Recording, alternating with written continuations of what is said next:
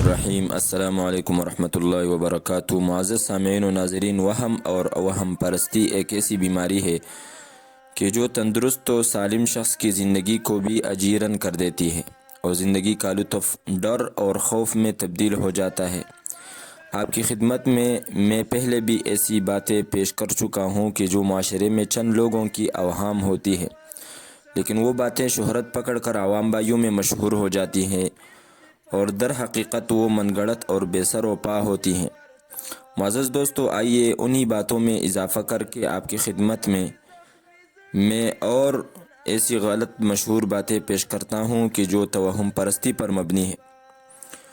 معزز دوستو، کچھ لوگوں کا خیال ہے کہ جو لوگ مر جاتے ہیں اور ان کو دفنایا جاتا ہے تو کچھ عرصے کے بعد ان کی روحیں دنیا میں واپس آ جاتی ہیں، حالانکہ قرآن مجید میں 24ویں پارے میں سورہ زمر کہ آیت نمبر 42 میں اللہ تعالیٰ فرماتا ہے: اعوذ باللہ من الشیطان الرجیم، بسم اللہ الرحمن الرحیم، فَيُمْسِكُ الَّتِي قَضَى عَلَيْهَا الْمَوْتَ وَيُرْسِلُ الْأُخْرَى إِلَى أَجَلٍ مُّسَمًّى۔ ترجمہ یہ ہے کہ اللہ تعالیٰ فرماتا ہے کہ جن روحوں کے بارے میں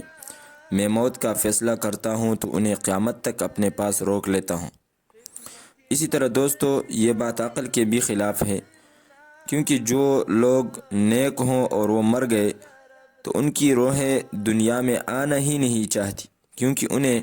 جو نعمتیں اللہ تعالیٰ کے دربار میں ملتی ہیں وہ ہماری سوچ سے بھی زیادہ اور بہتر ہیں، اور اللہ تعالیٰ بچائے اگر گناہگار لوگ مر جائیں تو ان کی روحیں دنیا میں آ ہی نہیں سکتی،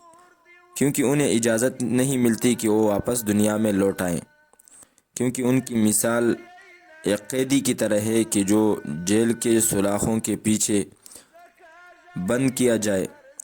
تو اس کو باہر نکلنے کی، باہر دنیا دیکھنے کی اجازت نہیں ہوتی۔ یہی مثال ایک گناہگار اور ایک کافر کی سی ہے کہ اس کو بھی سجین میں بند کیا جاتا ہے اور اس کے روح کو باہر نکلنے کی اجازت نہیں ہوتی۔